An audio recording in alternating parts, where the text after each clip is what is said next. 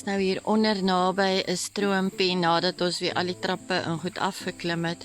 Ongelooflik mooi en rustig. Ja.